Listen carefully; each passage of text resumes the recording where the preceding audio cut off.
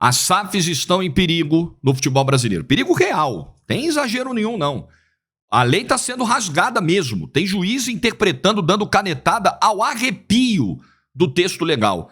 E aí você tem o futuro do Botafogo em risco, do Vasco, do Cruzeiro, do Bahia, que acabou de virar SAF, do Atlético Mineiro, que está em processo de virar. Esse vídeo é muito importante para o futuro do futebol brasileiro. A gente precisa entender o que está acontecendo. E é sério. Esse aqui é o reino da insegurança jurídica, né? E o enfraquecimento das SAFs, ele interessa a quem? Será que a gente encontra essa resposta até o final do vídeo? Eu acho que interessa a alguém. Like, por favor, hein? Dá o like do vídeo aí, dá essa moral pra gente. Se inscreve aí no canal e deixa o sininho das notificações ativado. A gente tá pertinho de bater os 60 mil inscritos. Você tá ajudando muito nisso. Olha, super promoção. Atenção, hein? Hoje é a final da Copa do Brasil, da Supercopa do Brasil. Palmeiras e Flamengo. Campeão brasileiro contra o campeão da Copa do Brasil. O jogo é em Brasília. Cotações na tela, cotações que vão sempre ali sendo atualizadas, então é bom você ficar ligado e ligada lá no site do Aposta Ganha. Já fiz a minha fezinha, tem super promoção rolando pro jogo de hoje, corre agora pro site do Aposta Ganha. Link na descrição do vídeo, QR Code na tela que te joga direto pro vídeo. Jorge, tá feia a coisa, fim de mês, não tem nada pra depositar lá. Tô largando 5 pra você, bônus de boas-vindas, R$5 pra você já começar a fazer a sua apostinha pra hoje. Show? Então aproveita o meu link aí, vem pro apostaganha.bet e a chance de faturar. Eu vou ler pra você uns tópicos mais importantes da lei da SAF, a lei 14.193. O vídeo não vai ficar longo não, eu pego a lei e começo a ler de cabo a rabo, porque eu adoro ler texto de lei. É bom a gente saber o que os caras escreveram, o que, né? Acho que é importante até a gente desenvolver. Eu sei que todo mundo tem a correria, tem as suas atribuições, tem que ganhar o pão de cada dia, mas sempre que possível você acompanhar os projetos que estão em tramitação na Câmara, no Senado, ler as propostas de emenda, acompanhar como os deputados estão votando, acompanhar o que é aquilo, é muito importante. A gente precisa, com a internet hoje isso ficou mais fácil, precisa ter essa preocupação diária de entender o que as leis que estão vigindo no país, o que elas podem representar, quais são os riscos embutidos nelas, quando elas estão sendo ali votadas, aprovadas, pensadas. Então, se possível, exerça esse seu papel de cidadão, de eleitor mesmo, né? Não pensar política só a cada 2 anos quando você tem que ir lá votar, né? Que a gente vota aqui de 2 em 2. Não, exerça no dia a dia. A lei da SAF, ela trata de um tema muito importante, que é onde está residindo hoje a treta. Como que você vai pagar o que ficou para trás? Porque o Cruzeiro tinha uma dívida de 1 bi. O Botafogo tinha uma dívida de 1 bi. O Vasco uma dívida gigante. Aí chega um investidor, separa clube social do futebol, cria SAF, e aí? Vai ter calote? Como é que ficou o pessoal para trás? Bom, para que não exista calote, a lei estabeleceu o mecanismo de pagamento de todos os passivos trabalhistas, cíveis que ficaram para trás. Então, tudo que os clubes deviam para empresas e pessoas físicas foi colocado num modelo de pagamento parcelado na lei da SAF. Vamos ler os artigos que tratam disso. Não vou ler a lei inteira, não. São só os pedaços mais importantes. E vai ficar fácil para você entender. Vamos lá. O artigo 10 diz o seguinte: o clube ou pessoa jurídica original é responsável pelo pagamento das obrigações anteriores à constituição da Sociedade Anônima do Futebol por meio de receitas próprias e das seguintes receitas que lhe serão transferidas pela SAF quando constituída exclusivamente. 1. Por destinação, esse aqui que é o ponto mais importante, por destinação de 20% das receitas correntes mensais auferidas pela SAF conforme plano aprovado pelos credores. Ok? Então pausa. Tudo que a SAF arrecadar, pega 20% e guarda lá todo mês para ir pagando a galera que está na fila para receber. Jogadores que passaram, funcionários que não receberam, fornecedores, empresas que fizeram contratos e não receberam, bancos. A lei determina. Por que a lei determina 20%? Porque senão você inviabiliza o clube. A dívida é muito grande, mas o clube precisa ter o presente e o futuro. Até porque, se o clube acabar, se você faz o seguinte, vamos pegar 100%, acabou. Nós vamos ter que pagar todo mundo mesmo agora. Todo mundo, o 1 bilhão que tá devendo aí, nós vamos pagar correndo. Claro que esse 1 bilhão também tem dívida tributária que não entra nisso, é só uma maneira de você entender. Vamos pegar todo esse passivo aí, cível e trabalhista, pega tudo que o clube arrecadar, um abraço. paga os caras que estão devendo. Ah, é? E aí, como é que você vai fazer esse clube continuar gerindo receita se ele não tiver dinheiro para pagar o agora? Para pagar os jogadores que estão lá, para pagar os funcionários, para pagar os contratos de hoje. Aí, se isso acontecer, você vai asfixiar o clube a um ponto e que ele não vai existir nem para pagar quem tá lá agora, nem para pagar quem ficou para trás. Todo mundo perde. Lembra aquela história da antiga presidente? Vai todo mundo perder? Vai todo mundo perder. Então, você pega 20%, paga quem tá devendo e o clube com os outros 80% toca a vida dele. Continua gerando a receita para todo mês ter os 20% e pagar a galera que tá para trás. Pô, isso já é inteligente, óbvio, né? Vamos lá.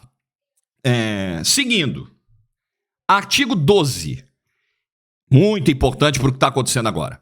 Enquanto a Sociedade Anônima do Futebol cumprir os pagamentos previstos nessa seção, é vedada, é proibida, qualquer forma de constrição ao patrimônio ou às receitas, por penhora ou ordem de bloqueio de valores de qualquer natureza ou espécie sobre as suas receitas com relação às obrigações anteriores à constituição da Sociedade Anônima do Futebol. Sabe o que esse texto está dizendo? Não pode chegar alguém que está na fila. Eu sei que tem muita gente que precisa mesmo receber, que trabalhou, que os contratos não foram honrados, não foram cumpridos e precisa receber. O cara trabalhou, ele tem que receber. Só que ele entrou numa fila com os demais credores, ele está aguardando o clube pagar. Porque a lei determinou isso, a lei da SAF. E é a única maneira dele receber. Não tem outro jeito. Aí alguém mais forte, mais poderoso, uma instituição forte, com bons advogados, com boas relações dos poderes, chega lá e fura a fila e arruma uma ordem judicial para conseguir um bloqueio. Não, eu vou receber primeiro, eu vou receber agora. Eu não vou esperar o regime centralizado de execuções, eu vou receber agora. Isso está proibido, a lei, o artigo 12 proíbe. Não pode, tem que esperar a fila bonitinho. Mas o Brasil é o reino da insegurança jurídica. Então vai lá a dona Ferge, Federação de Futebol do Rio de Janeiro, fura a fila e ameaça o Botafogo de não inscrever jogador se não pagar os 5 milhões que está devendo lá. Por que a Ferge é a gostosona que não pode esperar o regime centralizado de execuções? Por que a CBF não pode esperar o regime centralizado de execuções? Por que o governo federal, que fez isso no ano passado, não pode esperar a hora dele de receber? E aí o credor, que é pequenininho, coitado, um ex-funcionário que trabalhava no clube, um cara que trabalhava no administrativo, ou um ex-jogador que, de repente, não tem um forte empresário, ele fica lá esperando. Eu não consigo furar a fila, mas o grandão ali consegue. Ele consegue rasgar a lei. Como pode, assim? O texto é claro. Mas vamos lá. Vamos para o artigo 13. Vamos lá. O clube ou pessoa jurídica original poderá efetuar o pagamento das obrigações diretamente aos seus credores ou a seu exclusivo critério. 1. Pelo concurso de credores, por intermédio do regime centralizado de execuções previsto nessa lei. Nós vamos chegar agora no tal do RCE. Ou por meio de recuperação judicial ou extrajudicial. Tipo Americanas. Sabe Americanas? Que está numa crise danada, um rombo de 40 bi, não tem como pagar. Um monte de... A Nestlé, a Mondelez, a galera que vende ovo de Páscoa para Americanas revender, tá esperando receber um montão, aí, milhões para receber das Páscoas anteriores. Sabe Deus quando vai receber. Americanas falou, devo, não tem dinheiro, devo, não nego, mas não tem como pagar, não tem dinheiro em caixa. Pediu a recuperação judicial. Que é o juiz... O juiz vira para Americanas e fala assim, apresenta para mim o plano de pagamento. Quanto que você deve, como é que você vai pagar os caras que você deve? Parceladamente. Aí a Americanas vai lá, apresenta um plano. O juiz organiza a fila. Ele aprova o plano. Tá bom, achei que esse seu plano é viável. Você me provou que vai ter receita para pagar essa galera ao longo dos anos. Não vai ter para pagar tudo de uma vez, mas ao longo dos anos, tudo bem. Você desenhou um plano aqui. Eu aprovo. Vamos montar a fila e a galera vai recebendo. O regime centralizado de execuções, ele obedece a essa mesma lógica.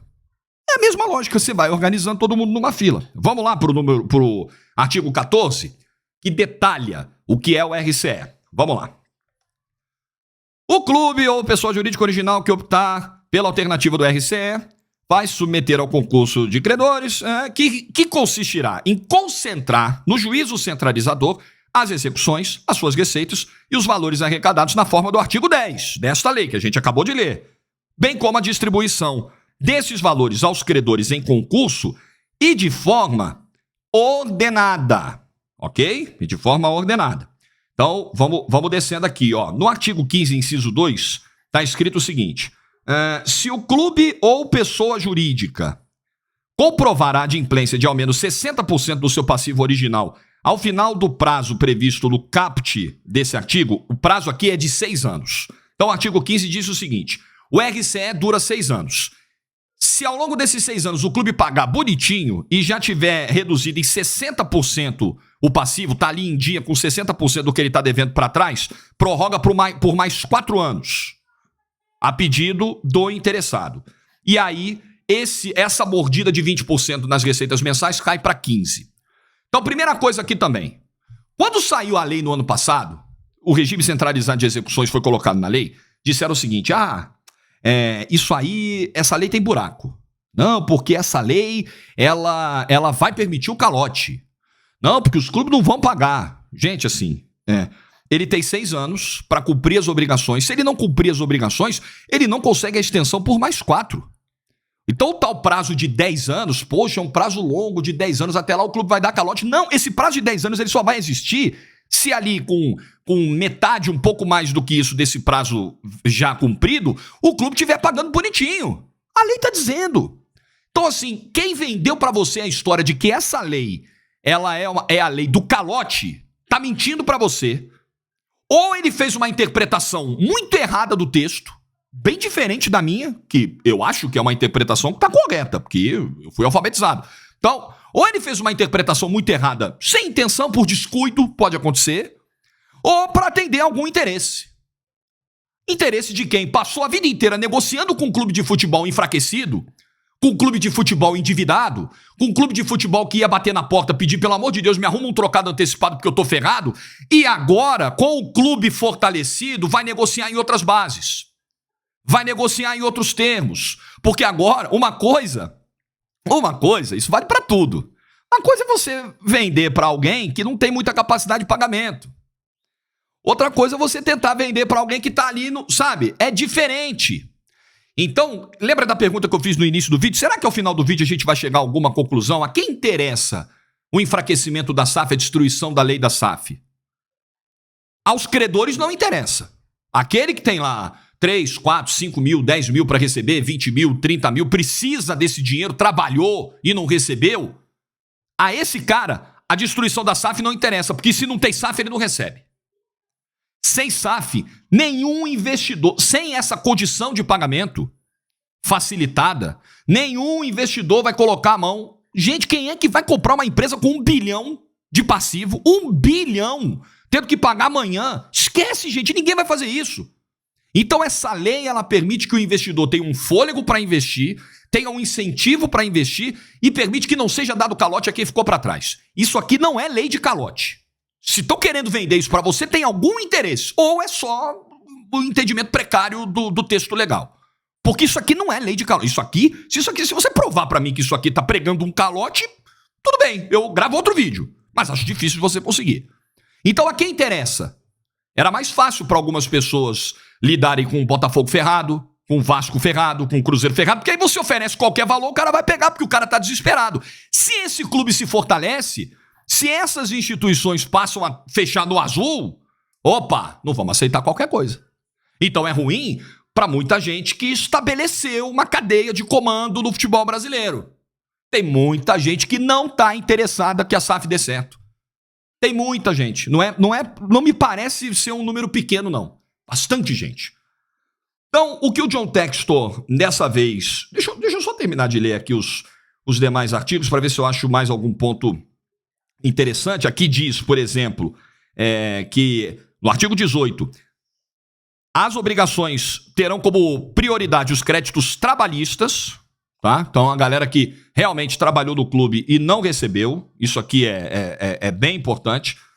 Então, assim, vários pontos são colocados aqui sobre a importância de você ter o clube gerando receita, pegando um pedacinho dela, pagando o que ficou para trás e pegando outro pedaço, sobrevivendo e seguindo as suas atividades. Para isso que existiu a SAF, para isso que foi criada a lei da SAF, para dar uma possibilidade dessas instituições se reerguerem. É bom para o futebol brasileiro, é bom para os credores, é bom para todo mundo. Agora, o que é péssimo, e não acontece apenas com a Lei 14.193, acontece com várias no Brasil, é o nosso mar de insegurança jurídica. Não dá para você ter uma lei que, para mim, é clara, nesse aspecto aqui que a gente está abordando, nesses artigos que eu li, chega um juiz e fala, não, vamos fazer diferente, Fura a fila aí, você precisa receber agora. Pelos seus belos olhos. Presidente da Federação do Rio de Janeiro, seus belos olhos, lindos, só precisa receber antes mesmo. A Federação do Rio de Janeiro presta inestimáveis serviços ao futebol nacional, ao esporte mundial, só precisa receber mesmo. Só é bonito, simpático, educado, então o senhor vai furar a fila. Eu vou assinar aqui para o senhor furar a fila e receber primeiro. Gente, não é assim. Se o judiciário todo seguir nessa linha, ainda bem que nós temos as instâncias, as possibilidades de recurso, as instâncias superiores, que provavelmente vão rever isso aí, vão dar uma outra jurisprudência. Aliás, saiu ontem, né?